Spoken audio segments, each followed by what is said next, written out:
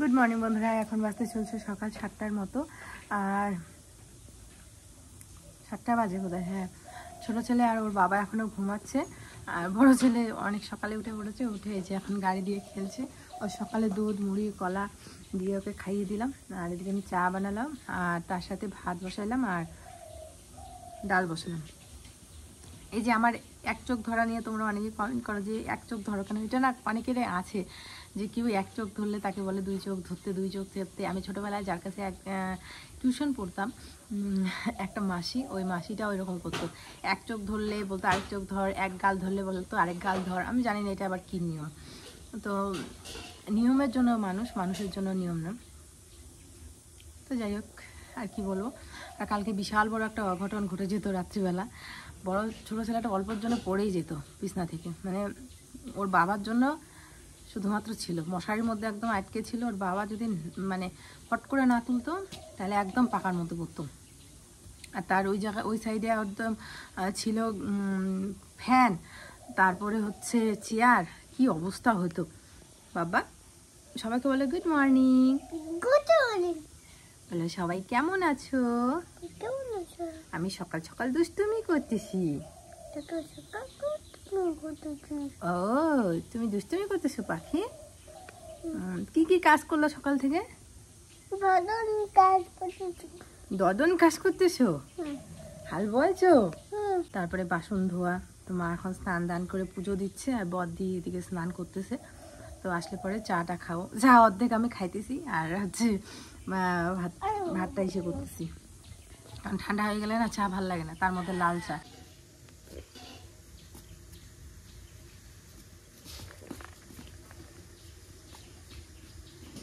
আবার হালবো বাবা, আবার হালবো বাবা পাখি।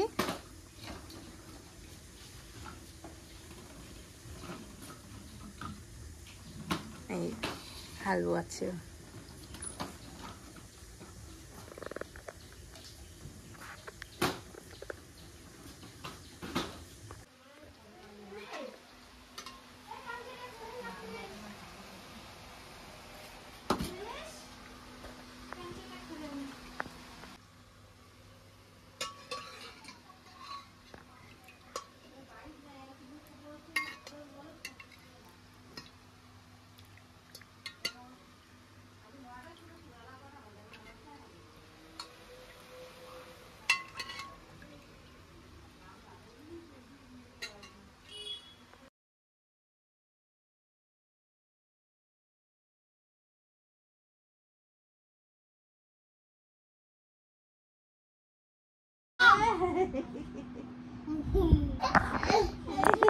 এখন বাজতে চলছে বন্ধুরা দুপুর 2টা। আর বাচ্চাগুলোর যে আমার কি হয়েছে, কার নজর রাখছে। আগে কি সুন্দর ঘুমাইতো, আমি একটু সুন্দর দুপুরে ঘুমাই। আজ বিগত প্রায় 5-6 দিন ধরে দুপুরে ঘুমাই না, রাত্রে তো ঘুমাই না। ছোটোটা রাত্রে এত ক্যাচাল করে, রাত্রেও ঘুম হয় না। আর যে দুপুরবেলা একটুখানি শুবো 1 ঘন্টা অন্তত সেটার চান্স নাই। ওরা এখন ঘুমায় কখন জানো? যখন আমি দুপুরবেলা সকালবেলা রান্না বান্না করি তখন ওরা ঘুমায়, বা আমি স্নান ধান করবো যখন, তখন ওরা ঘুমায়। আমি ঘরে আস্তে আস্তে বাস দুজনের ঘুম শেষ হয়ে যায়, একটু শোয়ার চান্স নাই 2 দিন ধরে এরকম। এই যে বিছনা পাটি সমস্ত কিছু এই যে ধুয়ে দিলাম। দেখো বাইরে পাটি, তারপরে যে এখানে বালিশ, এই বালিশগুলো এই মাত্র নিয়ে আসলাম, 2টা বালিশ।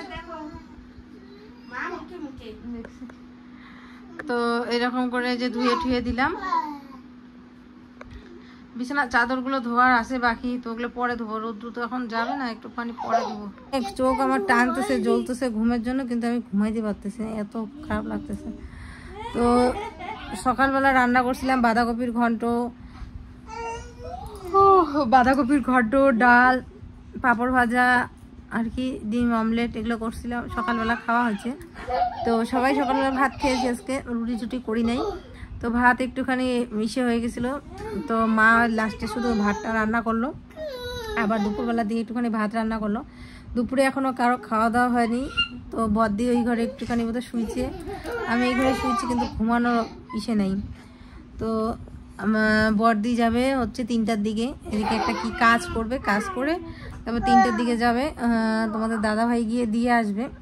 আর জামাইবাবুর সাথে কি বলতেছে যে কথা বলবে, তো যদি জামাইবাবু থাকে বাড়িতে তো তাহলে জামাইবাবুর সাথে কথা বলে আসবে। ঘুমাইতো 4টা 4:30 এরকম টাইমে উঠতো, ওরাও ঘুমাইতো, আমিও ঘুমাইতাম, মানে কোনো বিষয় ছিল না। আর এখন কয়দিন ধরে একবার খুব খারাপ অবস্থা হয়েছে।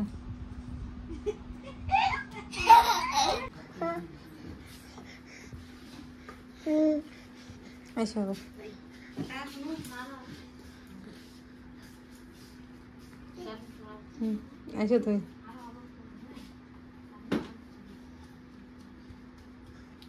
খুচরা টাকাগুলো নিছো? তাই আমি সুজি আনাইতাম এটার দোকান থেকে।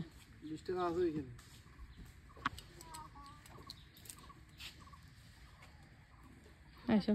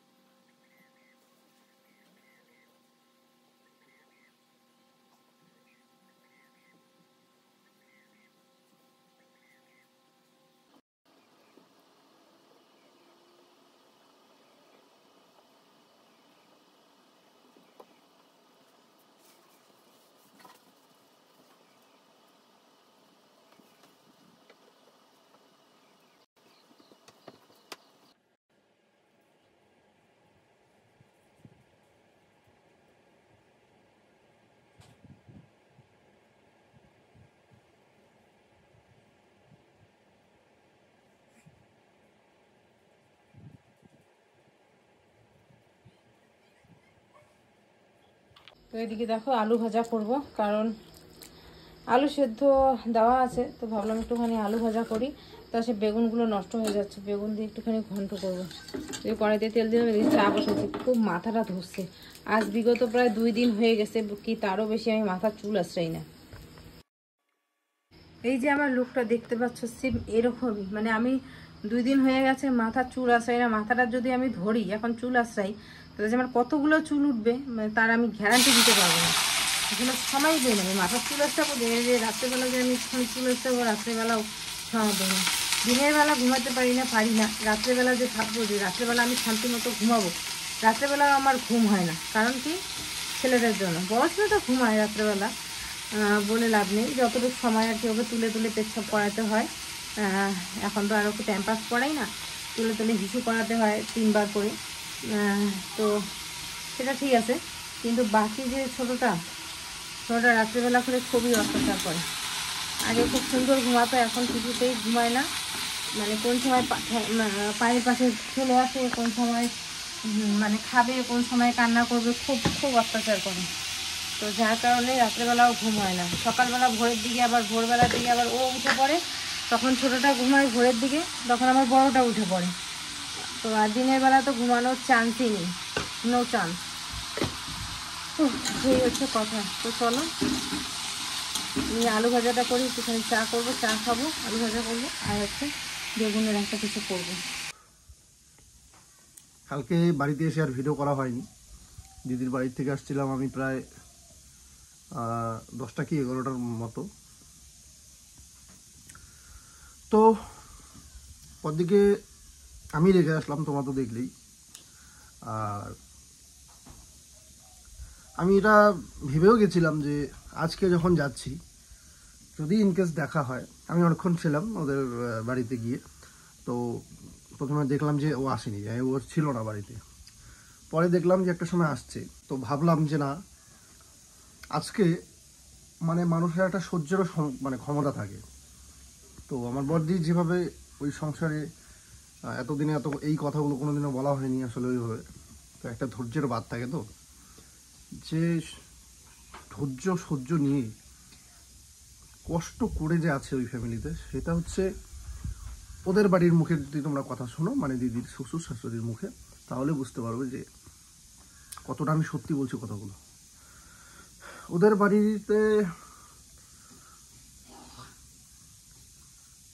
বাড়ির বক্তব্য, মানে আমার তাওই মশাই মাওই মশাইয়ের বক্তব্য হচ্ছে টোটালি আলাদা, মানে টোটালি আলাদা। যেখানে একটা বাবা মার কি হয়, ছেলে যতই দোষ করুক না কেন, ছেলে কিন্তু তাদের চোখে নির্দোষ, খুবই ভালো জেন্টেল, যতই খারাপ কাজ করুক না কিন্তু ওদের মুখে বৌমা হচ্ছে আগে। এটা আজকে না, এর আগে যতদিন ধরে এরকম চলছে, ঠিক ততবারই আমি যখন যাই, ততবারই মানে যতবারই যাই ওদের বাড়িতে, ঠিক ততবারই ওদের মুখে এই প্রশংসাগুলো শুনতে হয় যে বৌমা এত কষ্ট করে আছে। খারাপ লাগে, বৌমার জন্যই খারাপ লাগে, ছেলে বাড়ির থেকে বের হয়ে যাক, মানে নানান কথা আর কি। ওদেরও বক্তব্য যে এরকম ছেলে থাকা থেকে না থাকাও ভালো, বা এরকম মানে রাগে যা মানে হয় আর কি, যা যা বলে একটা মানুষ কোন সময় বলে, একটা ছেলে না মানুষ কখন বলে, শেষ পর্যায়ে গেলে বলে, একটা চরম পর্যায়ে গেলে বলে। তার কারণটা হচ্ছে কি, মানুষ ধৈর্য শক্তি সবারই আছে, কম বেশি। তো বড়দির সহ্য শক্তি সেটা কতটা আমি তোমাদেরকে হয়তো বা ভিডিওতে এভাবে বুঝিয়ে বলতে পারবো না।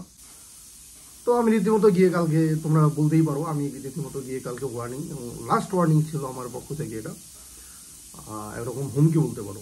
আমি ডিরেক্ট বলেই দিয়েছি। বরং আমি যখন আমি ভাবছিলাম যে আমি এইরকম একটা মাইন্ড সেট আপ নিয়ে গেছি যে যখন জামাইয়ের সঙ্গে দেখা হবে ওকে বলবো, কিন্তু যখন দিয়ে দেখলাম যে নেই, আমি এটাও জানি যে তোমরা হয়তো অনেকে এই বিষয়টা নিয়ে একটু রাগান্বিত হবে বা একটু অন্যভাবে নিতে পারো। তবে নিলে যে নেওয়ার সে নিতেই পারো, আমার কোনো এখানে কিছু করার ছিল না বা নেই। আমি ওখানে রীতিমতো কালকে এক রকমের হুমকি দিয়ে আসছি, এটা বাস্তব, আমি নিজেই শেয়ার করছি বা তোমাদেরকে বলছি। তার কারণ হচ্ছে যে মানুষ অনেক কিছু তোমাদের সাথে বড়দি শেয়ার করে না, আমরাও কোনোদিনও করিনি, মুখ খুলিনি এই বিষয়গুলো, কারণ পারিবারিক ব্যাপার তো, এগুলো তো শর্ট আউট হবেই। তো বিষয়টা আমিও এমনভাবে মানে তোমাদেরকে শেয়ার করতে চাচ্ছি না, মানে বিষয়টা আবার করছিও, ব্যাপারটা এরকম না করেও থাকা যাচ্ছে না। কারণ তোমরা দেখছো হয়তো বা আমি গেলাম, গিয়ে যখন জামাইবাবুকে পেলাম না, তখন হচ্ছে আমি কি করলাম, তখন আমি তাওই মশাই যেহেতু বাড়ির গার্জিয়ান, হেড গার্জিয়ান একজন, ওনাদের সাথে বসে বললাম যে দেখো, এর আগেও অনেকবার এরকম হয়েছে, যেটা হচ্ছে আমরা মাথা নিচু করে সব কিছু সহ্য করেছি।